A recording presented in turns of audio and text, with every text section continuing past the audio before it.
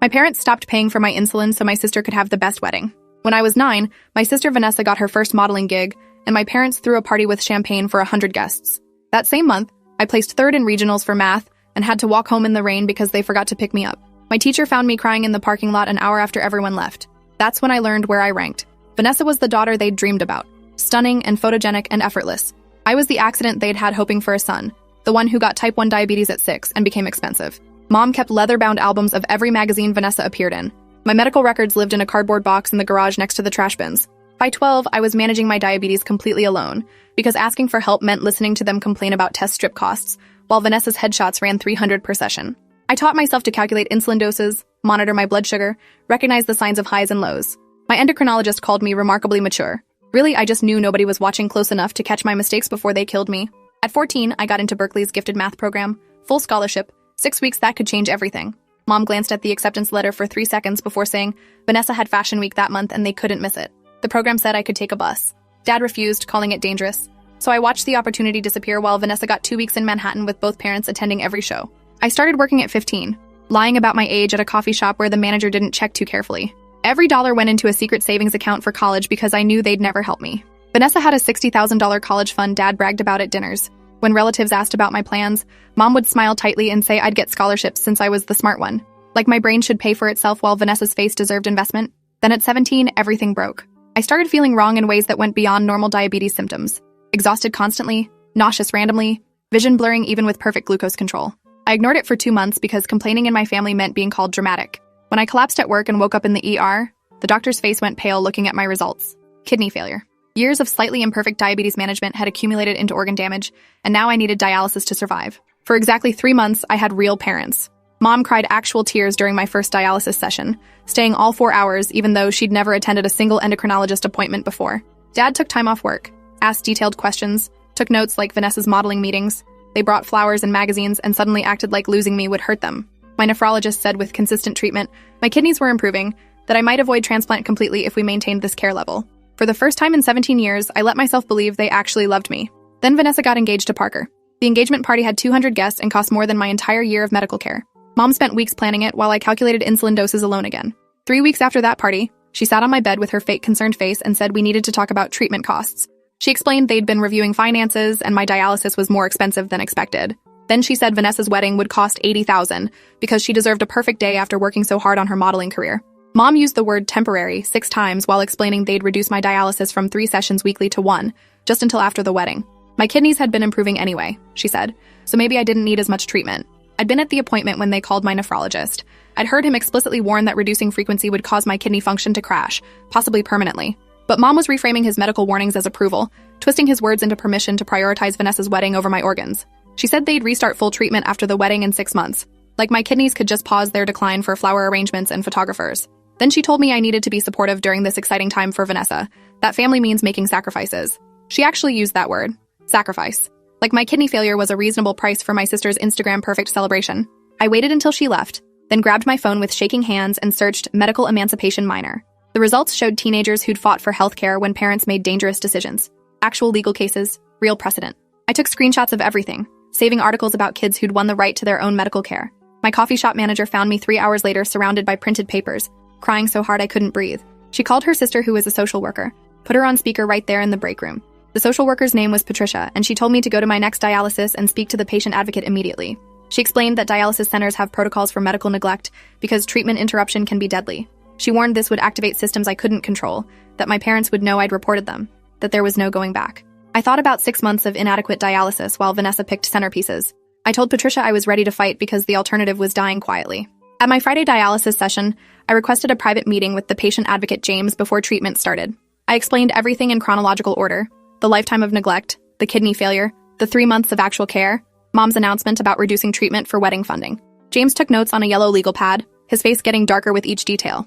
He made several calls using terms like vulnerable patient and financial exploitation. Within an hour, I was in a conference room with James, Dr. Okoye, my nephrologist, the clinic director, and the hospital's social work supervisor.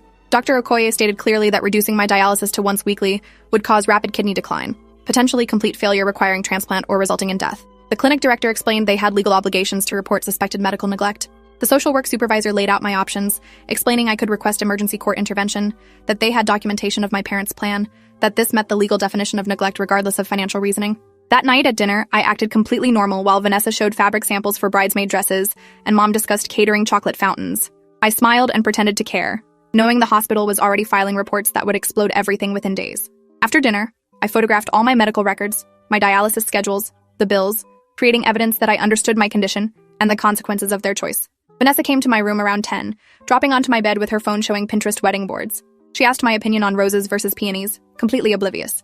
She noticed me staring and laughed, asking if I was excited about being her bridesmaid. The question was so absurd I almost told her everything.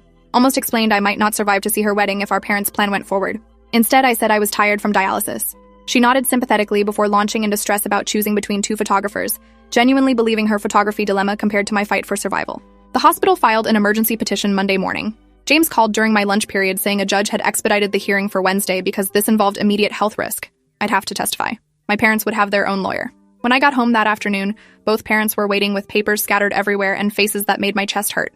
Mom's voice shook, asking how I could do this to them, how I could accuse them of neglect when they'd paid for my care for months. She made it sound like I'd reported them for abuse instead of for planning to reduce my life-sustaining treatment for a party. Dad went straight to accusations that hospital staff was manipulating me, that I was too young to understand adult financial realities. Neither acknowledged the actual issue, that they'd chosen Vanessa's wedding over my kidneys.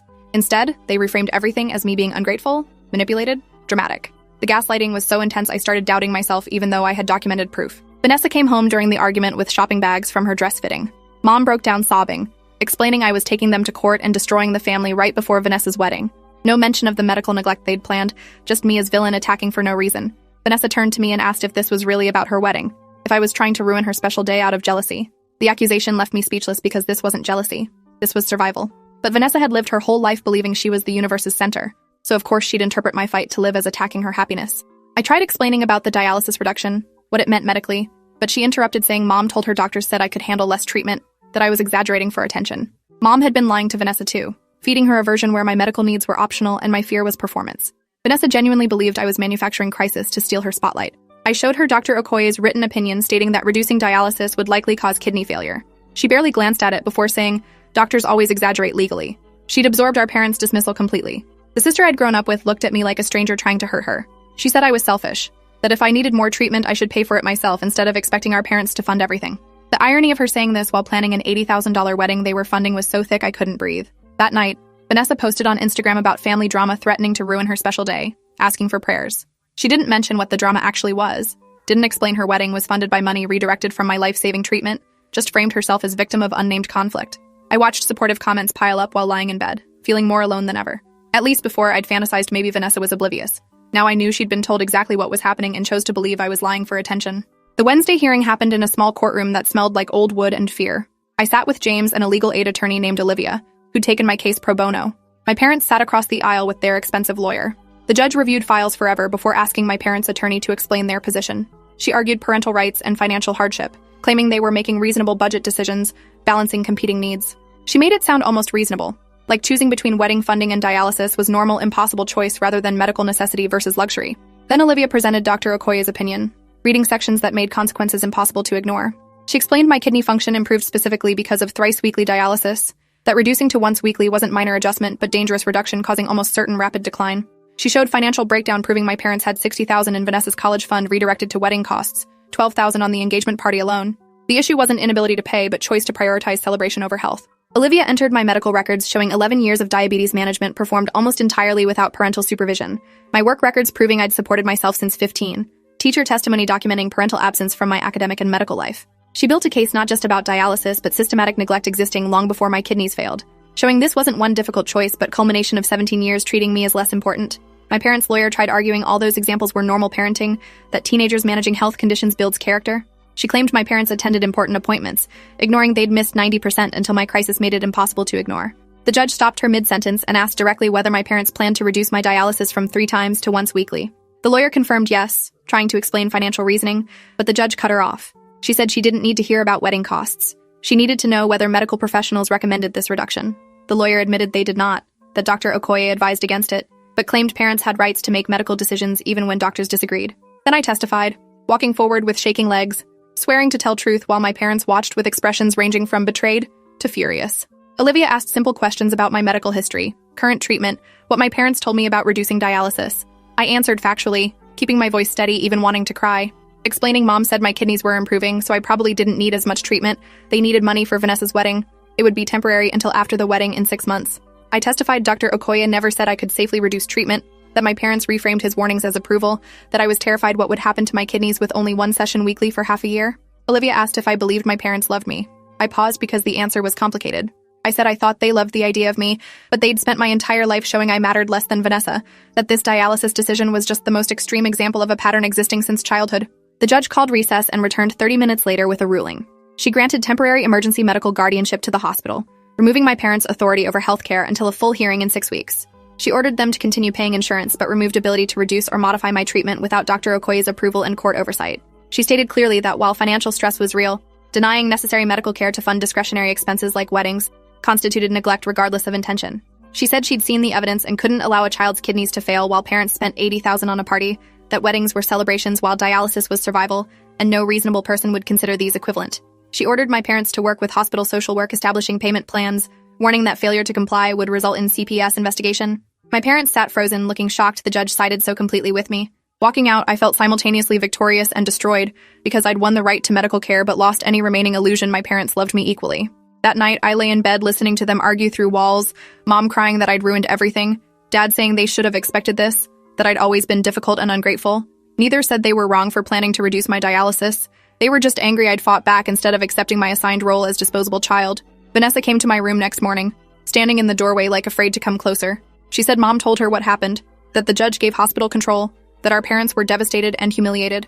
She wanted to know if I was happy now, if destroying the family felt good, if I understood her wedding was ruined because everyone would talk about my court case instead of her celebration. I stared at my sister and tried remembering when I'd last felt connected to her, like we were siblings rather than strangers competing for scraps.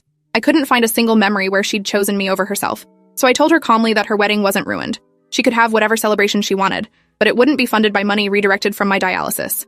I explained our parents had planned to reduce my life-sustaining treatment to pay for her flowers and photographer, that this wasn't about ruining her day, but not dying for it. Vanessa shook her head, saying I was exaggerating again, that I was making everything dramatic for attention. The disconnect was total. She genuinely couldn't see reality anymore, couldn't process that medical professionals testified I'd likely develop kidney failure without consistent dialysis.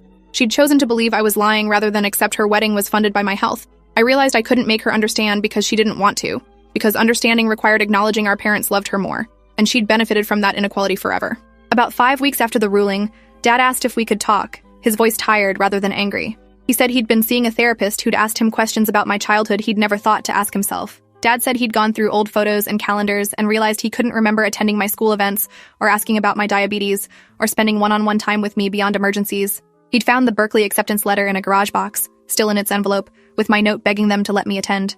He hadn't remembered receiving it, had no memory of refusing because he'd been so focused on Vanessa's modeling that my academic achievements hadn't registered as important. His voice cracked, admitting the therapist used the word neglect to describe his parenting of me. He'd gotten angry and defensive until she asked him to list 10 facts about my life compared to Vanessa's. He could name Vanessa's favorite food, friends, agencies, goals, fears, hobbies, while struggling to remember basic details about me beyond good at math and has diabetes. Dad said he'd spent 17 years believing he treated us equally while functionally erasing me, that he'd convinced himself I was independent and fine while really I'd just learned to survive without expecting help. He looked at me with tears and said he was sorry. That sorry wasn't remotely enough, but it was where he had to start, that he'd failed me in ways he was only beginning to understand. He asked if I could forgive him eventually, his voice breaking on eventually, like he finally grasped some betrayals don't heal just because the betrayer feels remorseful. I told him I appreciated the apology but needed time, that 17 years of neglect couldn't be fixed by one conversation with a therapist. I said I'd consider rebuilding after I turned 18 and moved out, when there was distance and I didn't have to watch him prioritize Vanessa's wedding daily. He nodded, said he understood, that he'd respect whatever boundaries I needed. The conversation felt surreal because I'd waited my whole childhood for a parent to see me, and now that Dad finally did, I was too exhausted and hurt to care like I would have at 9 or 12 or 14. I turned 18 3 weeks after Vanessa's wedding and moved out the same day to a tiny studio near the hospital. My parents didn't try to stop me, didn't offer help with deposits, just accepted my departure with what seemed like relief. I spent my first night on an air mattress with my diabetes supplies organized in the bathroom and dialysis schedule on the fridge, feeling simultaneously free and terrified. My kidney function gradually improved with consistent treatment, eventually reaching the point where Dr. Okoye discussed possibly reducing sessions in the distant future if stability continued. The irony wasn't lost that what my parents wanted to force prematurely for financial convenience was now potentially possible through proper medical management. I'd been right to fight. I started community college classes, studying during dialysis, working at the coffee shop between, building education slowly because I couldn't afford full-time enrollment. It wasn't Berkeley or the university I'd imagined, but it was progress toward a degree I was earning entirely through my own effort. Now at 23, I work as a patient advocate at the same hospital where James once helped me, using my experience to help other young people navigate medical systems and family conflicts endangering their health. I meet teenagers whose parents deny them treatment or refuse medications or prioritize siblings' wants over their medical needs, and I recognize myself in their fear. I teach them to document everything, speak to social workers, understand their rights. I sit with them during difficult conversations and help them find courage to fight when nobody else will. The work pays barely above minimum wage, but matters in ways nothing else has. Every kid I help is another chance to change an outcome, to prevent the crisis that happens when parents make dangerous medical decisions. I maintain almost no contact with my family beyond annual cards with generic messages and photos of Vanessa's daughter. I don't hate them anymore, don't carry active anger.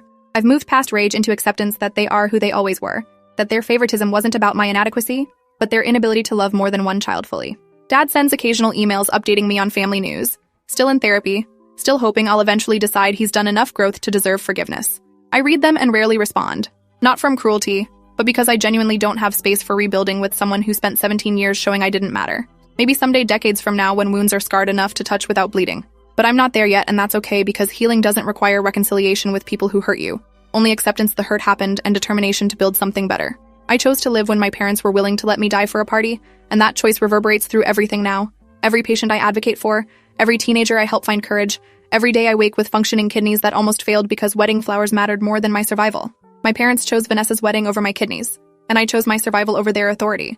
And living with those choices means accepting some families break in ways that don't repair, that sometimes the only way forward is forward alone. Appreciate you watching this far. If you enjoyed it, drop a like, leave a comment, and subscribe so you won't miss the next story.